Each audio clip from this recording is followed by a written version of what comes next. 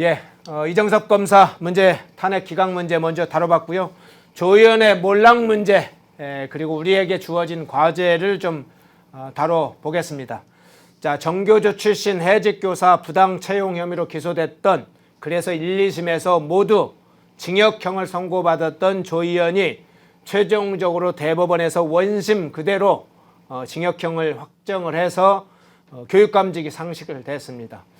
명예퇴진이 아니고요. 조 의원의 몰락입니다. 일부에서는 뭐 불명예퇴진 이런 표현으로 표현하던데 몰락이라고 볼 수 있죠. 전체적으로 이 조 의원 교육감 이번 판결 포함해서 그간의 어떤 쭉 재판이 꽤 긴 기간 진행됐었는데 어떻게 평가하시나요? 그러니까 일단은 뭐 오늘 확정 판결을 받아서 교육감직 상실한 거는 정교조 출신 퇴직교사들 5명을 불법 채용했다는 이야기죠. 예. 불법 채용했다는 이야기인데 이게 그냥 일반적으로 생각할 때 그래도 그 정교조 교사들이 뭐 퇴임한 사람을 좀 다시 이제 학교로 교단으로 불러들인 게 뭐가 그렇게 큰 잘못이냐 이렇게 생각할 수도 있어요. 예. 그런데 이게 아주 그 구조적이고 조직적으로 이루어졌다고 봐야 되는 겁니다. 이거 그냥 해직교사 5명 특채, 그러니까는 억울하게 이 퇴직당해서 그런 내가 이 사람을 구해줘야지. 뭐 이 수준이 아닌 겁니다 이게. 네. 뭐냐 하면은 이 5명 중에서 그 한 명은 나중에 여기 서울시 교육감 선거에 도전장을 냈어요. 도전장을 냈었는데 그것이 이제 처음에는 자기가 득표 활동을 하다가 나중에는 사퇴를 합니다. 예, 단일화가 형식으로 하면서 사퇴를 하죠. 단일화하면서 사퇴를 해요. 예. 사퇴를 하고 그 캠프 가서 그 참모 역할을 해요. 그러면 이거는 그냥 단순한 그 해직 교사 구해주는 차원이 아니고 이 조직적으로 이 서울시 교육권을 좌파에서 가져가기 위해서 이런저런 뭐 여러 가지 이 모략을 하는 사이에 모략을 하는 중에 이 5명이 같이 포함되어 있는 것이지 이 5명을 구해주는 거 이것만이 그 본질은 아니라는 이야기죠. 예. 다른 이제 조직적인 어떤 활동 같은 거 좌파 진영이 계속 이 서울시 교육감 자리를 차지를 하고 그쪽으로 교육 방향을 이끌어가고 또 정교조에게 힘을 실어주기 위해서 그리고 또 여론전에서도 정교조가 해직당할 그 조직이 아니다. 뭐 개별적으로는 다 다른 사안이 있지만은 그래서 정교조에 대해서 또 힘도 실어주고 그리고 서울시의 교육감 자리를 계속 좌파가 이어가기 위한 그 활동이 하나다. 이렇게 봐야지 이 지금 대법원 확정 판결에 의해서 이 자리를 그 빼앗긴 거 날아간 거 이걸 좀 정확히 이해를 할 수가 있을 것 같아요. 예. 예, 내용을 보니까 이런 내용이 있네요. 부하 직원들 그러니까 이 담당 직원들이 강하게 반대를 했다고 합니다. 이런 5명 특별 채용은 부적절하다고 강하게 반대를 해서 했는데도 불구하고 조 의원이 채용 강행을 했다고 하고요. 또 하나는 담당했던 장학관과 심사위원들에게 내정자 특정인들에게 고득점을 주라고 지시한 거 이건 명백하게 불법행위라는 게 그냥 확인이 되네요. 그렇죠. 그냥 아는 사람 좀 뭐 적절하게 채용했다는 게 아니라 채용 절차 과정에서 이미 부당하게 아예 특정인들한테 점수를 몰아주라 이렇게 지시를 했네요. 구체적으로 지시를 했죠. 그래서 이제 그 뭐 직권 남용 뭐 이런 거 혐의도 뭐 들어가 있는 것 같고. 근데 어쨌든 그렇게 행동을 하는 것이 결과적으로는 보통 우리가 어떤 사람을 좀 특별히 뽑아라 하면 이제 지시를 하고 그 과정까지는 이 개입을 하지 않잖아요. 그렇죠. 과정까지는 개입을 하지 않는데 이거 일일이 다 해서 뭐 점수까지 이야기하고 했다는 것은 뚜렷한 어떤 목적이 있기 때문에 이들 5명을 다시 복직을 시켜가지고 얻는 효과를 다 뭐 계산을 했겠죠. 계산을 하고 뭐 그렇게 적극적으로 개입을 했다고 그 대법원까지도 그렇게 본 거죠. 1, 2심은 물론이고. 예.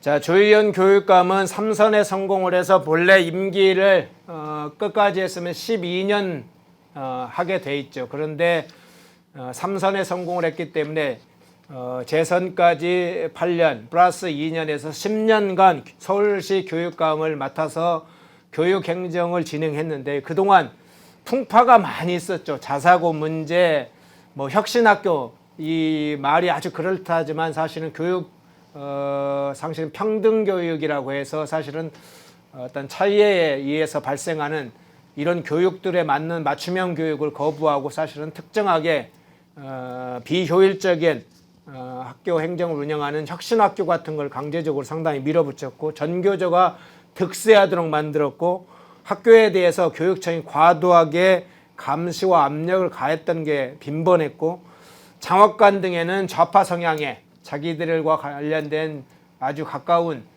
좌파 성향의 인사들을 전면 배치를 했고 여기에 장기간 재판으로 인해서 혈세까지 낭비하는 그런 이제 부작용들이 적지 않았는데요. 결국은 이 많은 것들 그리고 특히나 지금 재판이 굉장히 길게 진행이 됐잖아요. 그래서 본인의 귀책 사유로 사실은 지금 보궐선거까지 하게 됐습니다. 그러면 네. 보궐선거하면 또 막대한 선거 비용이 드는데 이게 단순히 교육감질 상실만이 아니고 이 귀책 사유에 대한 책임을 묻는 이런 게 없다 보니까 이게 참 좀 한계가 있어 여러 가지 정치적으로 문제가 있다 이런 생각이 좀 들어요. 이번에 이 사안뿐이 아니고 예. 우리 뭐 국회의원들도 그렇고 뭐 재보궐 선거를 만들게 하면은 생기게 발생하게 하면은 거기에 대한 그 대가를 그러니까 책임을 지도록 해야 된다. 그냥 자리만 물러나는 게 아니고 이번에 서울시 교육감 선거도 지금 추정되는 게 한 100억 원이 들어가거든요. 예. 보궐선거를 하는데 100억 원이 들어가죠. 그래서 만약에 그 지방 자치 선거할 때 같이 선거를 하면은 그 정도 돈이 안 들어가죠. 근데 이거 따로 떼내서 선거를 하니까 한 100억 원의 혈세가 들어가게 되는 것이고 그래서 그 민주당 같은 경우도 뭐 국민의힘도 그때 그런 걸 했지만 민주당 같은 경우도 자기들의 실책에 의해서 자기들의 그 범죄 혐의나 이런 거에 의해서 재보궐 선거가 치러지면은 돈을 내놓지는 못하고 그냥 우리가 후보를 안 낸다는 거, 후보를 내지 않겠다는 건 당한 단계에 다 집어넣어놨어요. 그런데 그때 민주당 그거 다 깨버렸지 않습니까? 그 박원순 그 사건도 그렇고 그다음에 부산의 오거돈인가요? 네, 예, 오거돈. 예, 부산시장 그 사건 그 보궐선거 할 때 전부 다 후보 냈지 않습니까? 후보 냈고 그것도 다 무용지물로 만들어 버렸고 그리고 특히 이 교육감 선거는 정당이 추천을 하는 거 아니거든요. 그렇죠. 정당 공천은 아니고 예. 그냥 뭐 좌파 우파 이렇게 되는 거예요. 진보 후보, 보수 후보 이렇게 되기 때문에 이것을 만약에 책임을 물으려면은 이 당사자에게 조의원에게 직접적으로 물어야 되는데 이것도 요즘 시민사회단체에서 감시의 눈이 많기 때문에 조의원에게 충분히 이렇게 배상 청구를 하는 거 소송을 한번 제기해 볼 필요가 있죠. 그 법원의 판단을 받아볼 필요가 있습니다. 100억 원이면은 정말 엄청 다른 데 쓰면은 엄청나게 잘 사용할 수 있는 금액인데 예. 그걸 선거 한 명의 이 범죄 혐의에 의해서 범죄 행위 때문에 100억 원을 더 물게 되고 사실 100억 원이라고 하지만 그거 외에 여러 가지 그 부가적으로 우리 그 손실이 많아요. 예. 보궐선거를 한번 하면은 금액도 그렇지만은 또 양쪽 진영으로 또 나눠져 가지고 또 이렇게 뭐 경쟁도 일어나고 또 내부에서 또 분열도 일어나고 정치적 소모가 굉장히 많죠. 그래서 이것은 어느 시민사회단체라도 한번 책임을 묻는 그런 조치는 한번 있어야 될 것 같습니다. 예. 자, 조희연 교육감의 임기 원래는 2020년 6월까지니까 대략 1년 지금 10개월 정도가 남아 있습니다. 그러다 보니까 보궐선거가 예정돼 있는데요. 10월 16일 날 선거가 예정돼 있습니다. 이제 그 내용을 좀 다루기 전에요. 우선 지난 교육감 선거를 좀 저희가 봤잖아요. 그때 지난 교육감 선거 당시에 대해서 어떻게 평가를 하세요? 가장 아쉬웠던 부분이죠. 다른 시도도 그렇지만 서울시에서 그때 2명의 후보가 박선영 후보하고 조철래 후보, 조전혁 후보. 조전혁 후보 죄송합니다. 조전혁 후보 두 사람이 막판까지 이 단일화를 해야 된다고 그렇게 많은 그 우파 진영에서 여러 가지 뒤에서 그 물밑에서 작업도 많이 했어요. 네. 작업도 했고 특히 그때 여론조사상 보면은 두 사람이 단일화하면은 조의원한테 이기는 걸로 다 나왔거든요. 네. 결과도 실제 이렇게 나왔죠. 그렇죠. 투표 결과도. 예, 득표 결과도 그렇게 나왔어요. 네. 그런데 두 사람이 서로 양보를 하지 않는 바람에 이렇게 결국 단일화를 하지 못했고 그래서 다시 이 세 번째 서울시 교육감 자리를 좌파에게 뺏겼죠 그때. 뺏겨다시피 했는데 그냥 그걸 헌납하다시피 한 거예요. 헌납하다시피 했는데 이번에 이제 다시 선거가 4년이 아니고 2년 만에 다시 선거가 실시가 되는데 이번에는 어떻게 단일화를 이룰지 그리고 저는 개인적으로는 지금도 그 기사에 나오는 것처럼 조전혁, 그 박선영 출마 선언 이렇게 돼 있는데 예. 저는 이번에 두 사람은 출마하는 데 대해서 저는 좀 부정적입니다. 이제 어차피 2년 동안 이게 좌파 쪽에 서울시 교육감 자료를 뺏기는 역할을 했잖아요. 네. 그런 책임이 있기 때문에 이번에 두 사람이 또 출마를 하면은 그러면은 이번에는 과연 단일화 될까? 저 그때보다 분위기가 좀 좋다고 보는데 단일화 될 수가 있을까? 예, 그뭐저 전임인 조 의원이 이렇게 범죄 혐의로 자료를 내놓고 100억 원 들여서 선거를 다시 하기 때문에 분위기가 좋다는 거예요. 보수 진영에서 그 진보 진영의 책임이 있기 때문에 그런데 그러면 더 뭐 확률이 있다고 생각을 하면은 서로 양보하지 않으려고 또 할 가능성이 있습니다. 예, 그분 한번 좀 일단 상황을 살펴보겠습니다. 지금 교육감 선거 출마자로 거론되는 인물, 그거 다시 한번 띄워주시겠어요? 예, 좌파 측 인사를 우선 살펴보면 김경범 서울대 교수, 김용서 교사노조 연맹위원장 두 명이 출마 선언을 사실상 했습니다. 선거 준비에 들어갔어요.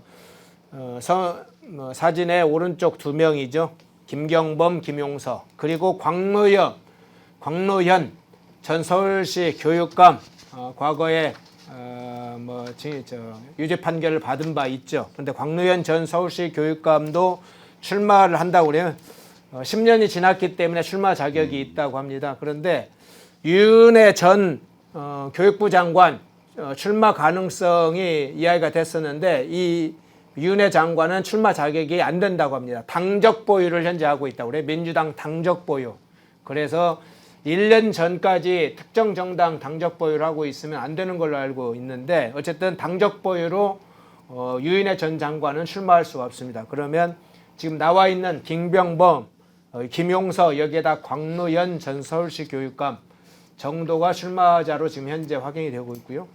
우파 또는 무당층 인사로는 앞서 우리 송권 평론가님께서 이야기를 해주셨던 조전혁 전 한나라당 의원, 그다음 박선영 전 자유선진당 의원 두 사람이 출마 사실상 공개 선언을 했고요. 여기에 안양옥 전 한국교총 회장 이 사람들이 거론되고 있는데 문제는 이제 핵심적으로는 지금 제기되는 게 단일화요. 네. 이 단일화 기존에는 민간단체 차원에서 이렇게 단일화 작업을 했었는데 민간단체 차원을 하다 보니까 거기에도 이해관계, 후보자들과의 이해관계 때문에 그것도 서로 조정하지 못하고 양보하지 못하는 그리고 이미 후보로 출마하다 보니까 돈을 많이 이미 써버린. 네. 예.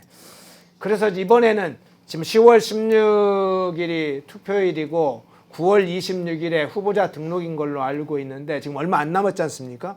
좀 특단의 사실은 방안이 후보 단일화 방안이 필요하다고 보이긴 합니다. 일반적인 그냥 방식이 아니라.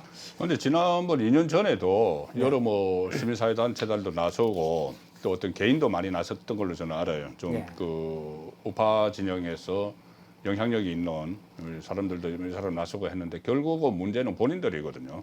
본인들이 고집을 꺾지 않으면 안 된다는 걸 2년 전에 딱 봤지 않습니까? 봤기 때문에 이번에도 본인들이 일단 지금 시간이 없어요. 이번에는 또 시간이 없기 때문에 그 출마할 의사가 있는 사람들이 모여서 단판을 짓는 수밖에 없는데 과연 그렇게 하겠느냐는 문제죠. 그런데 이게 최근 들어서 아주 이념 논쟁이 굉장히 치열하지 않습니까? 우리나라 사회에서 지금 이념 논쟁을 가지고 민주당은 이 친일 프레임까지 막 설치를 해가지고 결국 이념 논쟁의 그 연장선상이거든요. 최근에 뭐 친일 프레임 막 설치해서 별 이야기들을 다 하는 것들이. 그래서 이게 상당히 저는 이번 선거가 중요하다고 봐요. 이 우파와 좌파의 그 선택을 누가 서울 시민들이 일단 서울 시민의 선택이 어떻게 될지 사실 이 교육감 선거는 사람 후보를 잘 몰라요. 그 유권자들이 후보를 모르고 어떤 이제 교육 이념이나 교육 정책이나 이런 것을 보고 판단을 하는데 또 그 전체적으로 보면은 우파냐 좌파냐 이걸로 이제 판단을 많이 하는 거죠. 그렇죠. 본인들이 우파 후보를 표방하고 나오고 좌파 후보를 표방을 하고 나오니까 그럼 지금처럼 이념 갈등이 이념 전쟁이 사실상 막 벌어지고 있는 상황에서 이 선거에서 이기는 게 굉장히 중요하죠. 전국 주도권을 이제 가져가는데 그런데 이 본인들이 만약에 또 분열이 돼서 또 갈라서서 그것 때문에 단일화가 안 된다면은 그러면은 상당히 우파 진영 전체에 큰 영향을 미치는 거죠. 안 좋은 영향을. 저는 본인들이 이번에는 그 결단을 하고 단판을 지어야 된다고 봅니다. 저 진보 쪽은 무조건 단일화 되거든요. 그 좌파 쪽은 무조건 됩니다. 거기는 원탁회의나 이런 게 있어가지고 거의 뭐 그 강제적으로 할 수 있는 그런 구도가 돼 있어요. 그런데 우파 진영은 그런 게 없으니까 일단 본인들이 결단을 해야 됩니다. 예. 자, 새로운 인물이 있을까? 새로운 인물이 나와서 두 후보 문제까지 해결할 수 있으면 상당히 그것도 좋은 방안일 것 같고, 새로운 후보가 없다면 현재 있는 후보들이 단일화 방안을 후보 단일화를 해야 될 텐데, 후보 간의 단판이 하나 있을 거고요. 만약 후보 간에 서로 단판을 못 지으면 펜앤드마이크가 좀 나설까요? 아, 그 좋은 방안. 펜앤드마이크가 한 두 차례 정도 후보들 간에 공개 토론회를 다음 주, 다다음 주 집중적으로 하고 두 후보가 승복할 수 있는 방식으로 여론조사를 해서 예를 들면 뭐 2개 정도의 기관 또는 3개 정도의 여론조사관에 아예 승복할 수 있는 그래서 반드시 승복을 해야 된다는 걸 전제로 해서 후보 간에 단판이 안 된다면 그런 방식으로 결정을 하는 이런 방식으로 한번 나서볼까요? 좋네요. 그러니까 일단 그 후보들 본인들의 의지가 중요하고 본인들이 결단을 해야 되지만은 그것을 담보를 할 수 있는 약속을 받고 담보를 할 수 있는 만약에 당신이 아니다는 그 결과가 나오면은 당신은 깨끗이 포기하라는 그 담보를 받을 수 있는 기관이 같이 하는 것도 좋은 방법이죠. 펜앤드마이크에서 지금 여기 뭐 댓글도 많이 올라오시고 하는데 여기서 충분히 토론을 하고 뭐 댓글도 본인들도 좀 보고 뭐 그래서 판단을 하다가 나중에는 서로가 물러서지 않으면은 그럼 결국 여론조사로 가서 이기는 쪽에 무조건 승복을 한다. 이거 방송에서 라이브 방송에서 이야기를 해야죠. 그러니까 여론조사 방식 같은 걸 다 이야기를 해주고 여기서 승복을 한다는 걸 라이브 방송으로 딱 못을 박아 놓으면은 그걸 설마 거부하지는 못하겠죠. 예, 오차 범위 내에서 이런 방법도 있겠죠. 여론조사 승복을 할 수 있는 방법. 오차 범위 내에서 결과가 나온다면 그건 한 번에 더 여론조사를 한다든가 뭐 이런 방법을 해서 상호 그렇죠. 적어도 오차 범위 내에 밖에서 결과가 나오도록 하면 승복 안 할 수 없는 상황도 만들고 실제로 그 승복할 수 있는 상호 간의 약속을 구체적으로 증빙할 수 있는 것도 만들고. 예, 그럼 아주 뭐 좋은 방법이고 어차피 펜앤드마이크가 지금 우파 진영의 이 본령이지 않습니까? 최근에 100만도 돌파를 하시고 구독자 100만도 돌파를 하시고. 그때 만일 이렇게 토론회 하시면 나 저 패널로 참여를 해주시겠어요? 아, 저는 별로 하고 싶지는 않습니다. 네. 예. 어쨌든 단일화 좀 특단의 방법으로 단일화를 시도를 해봐야 될 것 같습니다. 기존에 했던 이제 이해관계자들끼리 하게 되면 이해관계가 섞여서 굉장히 쉽지 않은 국면을 지난 2차례 걸쳐서 봤어요. 한 번도 아니고 지난 교육감 선거, 그 전에 교육감 선거에서 또 봤습니다. 그래서 좀 다른 특단의 발상을 전환해서 특단의 좀 단일화 방안을 추진을 해봐야 될 것 같습니다. 뭐 그런 문제의식 하에 제가 제안을 해본 거고요. 예, 이슈를 좀 바꿔보겠습니다. 김문수 장관 문제 한번 다뤄보겠습니다. 윤석열 대통령께서 어제 김문수 고용노동부 장관 임명안을 제거를 했습니다. 국회 환경노동위에서 인사청문회를 했는데 뭐 여러 가지 중요한 문제, 일자리 창출 문제나 노사관계 문제나 노동 현안의 문제 이런 문제 가지고 서로 뭐 옥신각신하는 게 아니라 주로 김문수 후보자를 향해서 인신 공격, 흠집 내기 여기에 초점이 많이 있었는데 전체적으로 이번 장관 임명 과정이나 최종적 장관 임명 어떻게 평가하세요? 일반적으로 저 장관 인사청문회 하면은 그 후보자들 사이에 그런 말을 해요. 하루만 죽자. 네. 하루만 그냥 무슨 말을 그렇죠. 하더라도 네. 그냥 그 인사청문회 하루잖아요. 장관들 보통. 그때 뭐 방통위원장 이진숙 방통위원장은 사흘이나마 했지만 사실상 하루 동안 하는데 그래서 다른 후보자들이 나와서 자기 소신을 이야기를 안 해요. 절대 안 합니다. 하고 막 공격을 해도 가급적 뭐 죄송하다고 뭐 넘어가고 그리고 어쨌든 넘어가기만 하면은 대통령이 이거 인준 표결이 없잖아요. 장관은 표결이 없기 때문에 그러면 대통령이 그 청문 보고서가 채택이 안 돼도 그냥 이제 임명을 하지 않습니까? 그렇게 다 해왔는데 이번에 김문수 후보자는 완전히 새로운 모습을 보인 거죠.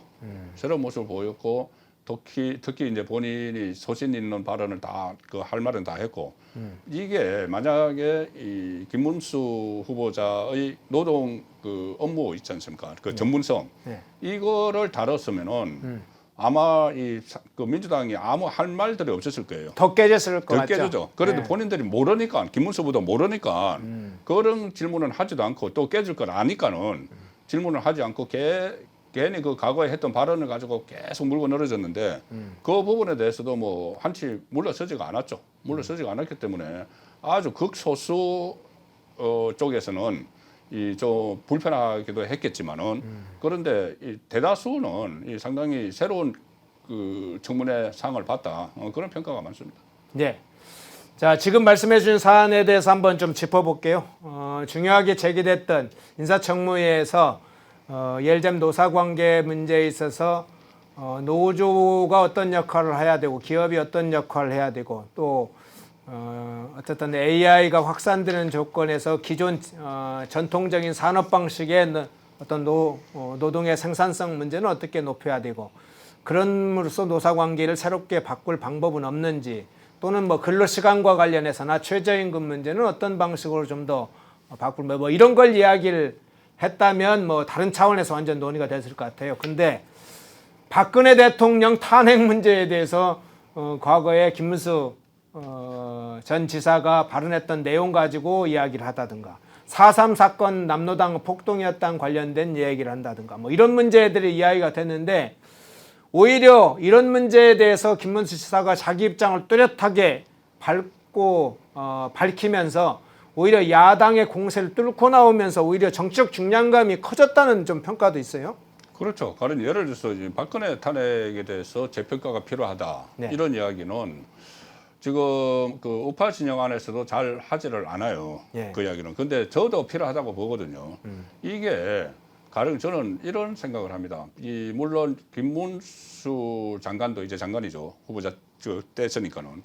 김문수 장관도 뭐 그런 이야기를 했지만은 이게 왜 저는 이게 필요하다고 보느냐 하면은 일단 두 가지를 봐야 돼요. 그러니까 김문수 장관도 헌재 결정은 존중을 한다고 했지 않습니까? 그렇죠. 그런데 그 안에 내용들은 하나 따져봐야 된다. 이 내용들이 뭐냐면은 정치권에서 제기한 내용들이거든요. 처음에 탄핵을 할 때 이 탄핵안을 발의를 할 때 그때 탄핵안 발의의 내용이 그때 검찰의 수사 기록이었어요. 공소장 이런 거였습니다. 그러니까는 공소장이 그렇죠. 공소장 이런 거 하여튼 검찰의 수사 기록으로 했는데 그 수사 기록을 가지고 이제 그 결정을 하고 그다음에 헌재에서 그것을 받아들여서 이 파면이 된 상황인데 가령 예를 들어서 저희들이 지금 문재인 이야기를 많이 하지 않습니까? 그렇죠. 문재인 전 대통령의 어떤 범죄 혐의들 이야기를 많이 하죠. 네. 자, 그러면은 조금 전에 우리가 처음에 이야기했듯이 2억 플러스 알파를 받고 매각 매직을 했다. 그다음에 공무원 월북몰이 아니면은 뭐 울산시장 선거 불법 개입, 산자부 블랙리스트 또 여러 가지 있죠. 그 월성원전 경제성 조작 이런 부분들이 문재인 대통령 현직에 있을 때 이게 불거졌으면은 그 탄핵 안 당하겠습니까? 특히 조금 전에 우리가 말씀했던 그 내용만 가지고도 매각 매직을 한 의혹만 가지고도 충분히 탄핵을 당할 거리가 되는 거죠. 명백한 탄핵 소추 사유가 되죠. 명백하죠. 그거는. 예. 또 직무와 관련된 딱 나오지 않습니까? 그렇죠. 직무와 관련된 중대한 헌법이나 법률 위반이 있을 때 탄핵이 되는데 딱 떨어지는 거예요. 그런데 그런 게 없었죠. 그리고 이제 다 묻히고 아무도 파내지도 않은 거죠. 파내지도 않아서 지금은 이제 탄핵을 대상이 아니죠. 대통령이 아니니까. 그런데 박근혜 전 대통령 같은 경우는 그때 당시에 이 최순실 씨와 관련해서 여러 가지 그 논란들이 있었지만은 김문수 장관도 이야기했듯이 박근혜 전 대통령이 뇌물 받은 건 하나도 없지 않습니까? 그런데 문재인 제가 두 개만 단순하게 비교하면은 네. 문제는 딱 떨어지는 제3자 뇌물죄잖아요. 이게 이제 혐의가 그대로 이제 드러나면은. 그런데 박근혜 전 대통령이 직접 그 뇌물 받은 건 없다는 이야기죠. 네. 그런데 거기에서 현역에 그것도 그런 혐의도 없는 데다가 현역 임기 중에 이것을 막 터뜨렸기 때문에 이게 탄핵 대상이 된 거예요. 그러면 이게 과연 이 정당한가? 대통령이 재임 중에 이렇게 된 것이 그리고 다른 사람들 다른 역대 대통령과의 그 형평성 차원에서 이게 맞는가, 형평성이라는 표현이 어떤지 모르겠지만은 어쨌든 그게 맞는가 하는 것을 한번 평가를 해볼 필요가 있는 거죠. 그걸 이제 재평가라고 이렇게 김문수 장관은 그 표현을 한 건데, 그거 재평가라고 표현을 했다고 또 이미 형이 뭐 확정이 됐는데 그걸 재평가하느냐 하는데, 역사적으로 형이 확정이 돼도 재평가돼야 될 대상 많았고 된 대상도 많아요. 자, 이 부분 어떻게 보세요? 김문수 장관이 지금 이제 장관이 됐으니까 고용노동부 고유 업무를 좀 이제 직무를 수행하겠죠. 그런데 뭐 그 고용노동부의 고유한 직무뿐만 아니라 윤석열 정부 지금 임기 3년이기 때문에 3년 4년 차에 사실은 내각의 업무가 제대로 안 되면 5년 차는 이제 대선 국면으로 가면서 사실상 뭐 직무 수행도 그렇고 일부분은 내임덕도 이야기라고 그럴 거란 말이죠. 그래서 이 기간 동안에 지금 이제 여론도 그렇고 일부 공무원들은 기강이 해이돼 있다는 얘기도 나오고, 이렇게 정치적 구심점이 내각 내부에 뭐 대통령실은 정진석 실장을 줄수 있지만 내각엔 뚜렷하지 않다 이런 얘기도 있는데, 그래서 그냥 우리 그냥 일상의 표현으로 내각반장 그렇죠. 뭐 이런 것에 정치적 역할을 할 수 있을지 그 부분은 어떻게 보세요? 저는 충분히 할 수 있고 해야 된다고 봅니다. 일단 그 장관은 국무위원이죠. 예. 국무위원이면 국무회의를 할 때 이제 여러 가지 그 국정 현안, 본인은 환경노동부 장관이지만은 노동 업무 외에 다른 업무도 이제 다 이제 보고를 듣고 막 다 하지 않습니까? 그리고 의결도 하고. 그럼 그 과정에서 아마 가장 연장자일 걸요 지금. 총리 빼고는. 예. 그러면은 장관들 중에 가장 연장자면은 충분히 이 군기반장, 이 내각의 반장 역할을 할 수가 있다고 보고 해야 된다고 보고, 특히 어제 윤석열 대통령 그 국정 브리핑하고 기자회견에서 강조했던 것을 들으면 오히려 진짜 그런 역할을 할 사람이 필요하다는 생각을 저는 했어요. 뭐냐면은 어제는 주로 연금 개혁하고 의료 개혁을 이야기를 했지만 그 4대 개혁 다 있지 않습니까? 이 안에 노동 개혁도 들어가요. 아주 중요한 부분이죠. 그렇죠. 노동 개혁도 들어갔는데 그 이야기를 하면서 나는 무슨 이게 국민에게 아주 인기 없다는 걸 알지만은 개혁이 인기 없다는 걸 알고 지지율도 떨어지지만은 나는 이것을 반드시 해낸다는 이야기를 했어요. 반드시 할 것이다. 그리고 뭐 자고우면 하지 않는다는 취지로 계속 이야기를 했기 때문에 이게 지금 사실 국정 그 지지율이 그렇게 높지는 않잖아요. 네. 계속된 프레임 때문에 높지는 않은 상황에서 개혁을 하기가 굉장히 어려워요. 그러면 다 흔들립니다. 각 부처에서 국무회의 같은 데서도 이거 지금 뭐 저 여론조사 국정 지지율도 안 좋은데 이거 밀어붙이면 안 됩니다. 이거 해서 좀 뭐 그 한마디로 이제 여론도 좀 살펴가면서 하자. 그러면은 이거 못 하거든요. 개혁 못 해요. 그렇게 거기 흔들려 버리면은. 그 전에 어제 윤석열 대통령도 그 이야기를 했죠. 그래서 이게 아주 인기 없는 그 국민에게 인기 없는 지지율 떨어지는 것이기 때문에 이 개혁 작업이 그 특히 의료 개혁이나 노동 개혁 그 의료 개혁 이런 것이 그리고 그 국민연금 개혁 이게 아주 인기가 없기 때문에 역대 대통령도 안 했다는 이야기예요. 안 했는데 나는 하겠다는 거잖아요. 그럼 하겠다고 하면은 거기 국무회의에서 이런 논의가 나올 때 거기서 아주 힘을 받쳐주는 의견이 있으면 좋죠. 그걸 저는 이걸 충분히 김문수 장관이 할 수 있다고 봅니다. 내각의 어떤 여러 가지 상황이 될 때 머뭇거릴 때 때로는 그것을 채찍질도 하고 특히나 정치적인 또 정무적 판단을 해야 될 상황을 행정적으로 판단하지 못할 때 정치적 판단을 하는데 중요한 그 경륜을 활용할 수도 있고, 그런 면에서 내각반장 역할을 좀 돈독히 하고, 특히 대통령하고 신임 신뢰관계가 두꺼우니까 좀 어려운 얘기를 할 수 있을 땐 또 어려운 얘기도 사실은 좀 할 수 있어야 되죠. 예, 김문수 장관은 충분히 뭐 그런 이야기를 아마 윤석열 대통령도 그런 역할을 기대를 하고 발탁을 했을 것 같아요. 이렇게 하면은 또 일부에서 뭐 반발이 있을 것을 다 이제 알았겠지만 지금 말씀하신 대로 크게 보면 두 가지 역할이죠. 내각에서 이제 개혁을 하는데 선도적으로 앞장서서 하는 그런 측면 하나하고, 하나는 대통령에게 좀 쓴소리를 할 수 있는 김문수 장관 같은 경우는 충분히 뭐 쓴소리를 하죠. 같이 유튜브에 출연해 보셨잖아요. 저도 출연해 봤고 김문수 장관 충분히 쓴소리를 할 수 있는 인물입니다. 예, 마지막 질문 한번 좀 드릴게요. 김문수 지사가 이제 그간의 경사노 위원장을 하면서 노사법치주의 문제를 상당히 중심에 놓고 노사관계를 정상화하기 위해서 또는 노동계와 정부와의 관계도 정상화하기 노력을 했죠. 민주노총은 이미 애초에 정부와 대화할 의지를 아예 없었기 때문에 만나는 것조차도 거부를 해왔기 때문에 민주노총은 제외하더라도 한국노총과 그런 또는 기타 다른 여러 가지 직능단체와 그걸 모색해 왔는데요. 노사법치주의 그리고 최근에는 이번 장관이 되면서 노조 약자 문제를 5인 미만 사업장 문제를 굉장히 강조하더라고요. 그렇죠. 그것도 이제 아주 중요한 하나의 카테고리인데 여기에 또 하나의 카테고리가 여전히 민주노총을 중심으로 한 강성노조, 귀족노 문제를 우리 사회에서 사실 힘을 빼는 문제 아닙니까? 이들 중심으로 해서 우리 사회의 노사관계가 중점적으로 현안이 되고 자꾸 불법 정치 파업을 하고 이런 문제가 계속 상시화되면 우리 경제나 사회뿐만 아니라 노동관계도 왜곡되게 마련이잖아요. 이 문제를 바로잡는 문제가 시급한 문제 아닌가요? 그러니까 윤석열 대통령이 처음에 했을 때 그 민노총과의 그 노동개혁을 하면서 그 한물연대 파업 때 아주 단호하게 대처를 했잖아요.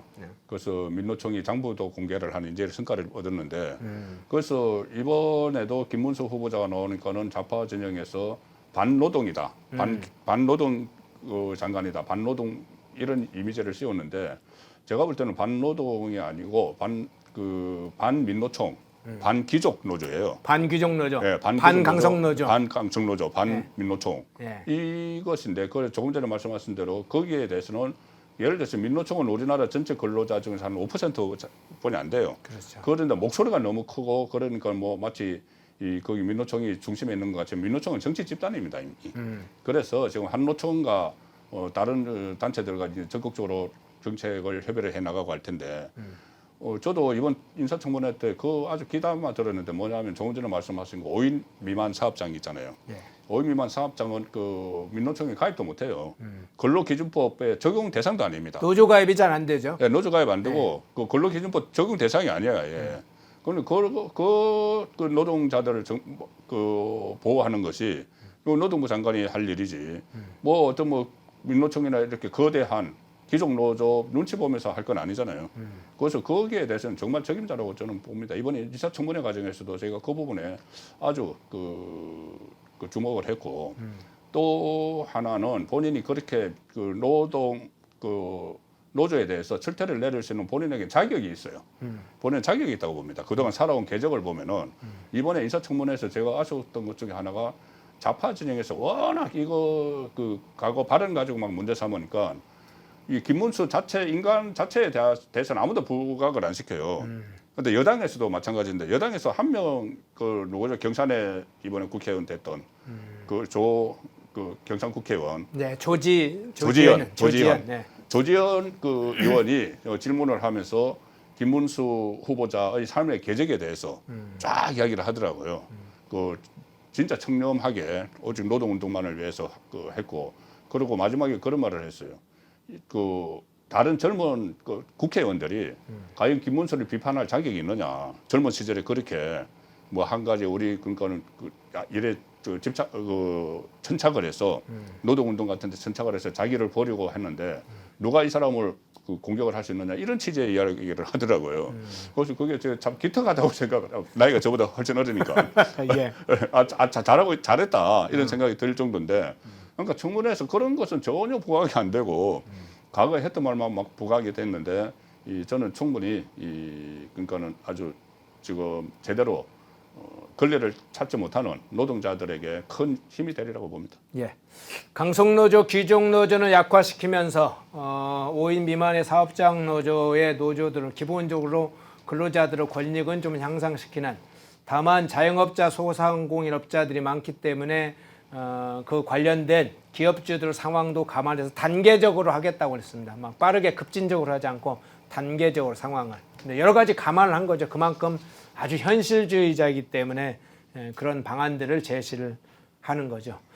예, 일부 오늘 이정석 탄핵 기간 조의원의 몰락 김문수 장관 오히려 중요한 내각 반장으로 역할할 수 있는 가능성 이런 것까지 짚어봤습니다.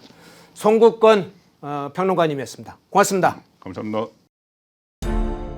모두가 숨죽이고 침묵하던 시절 펜앤마이크는 앞장서 자유와 민주를 외쳤습니다. 자유파 정권 탄생을 위해 싸웠습니다.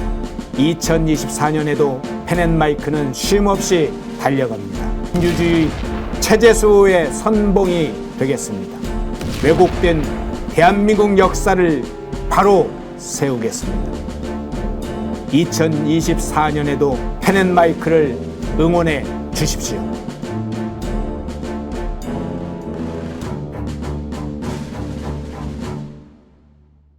인터넷 검색창에 펜앤마켓을 검색해 주세요.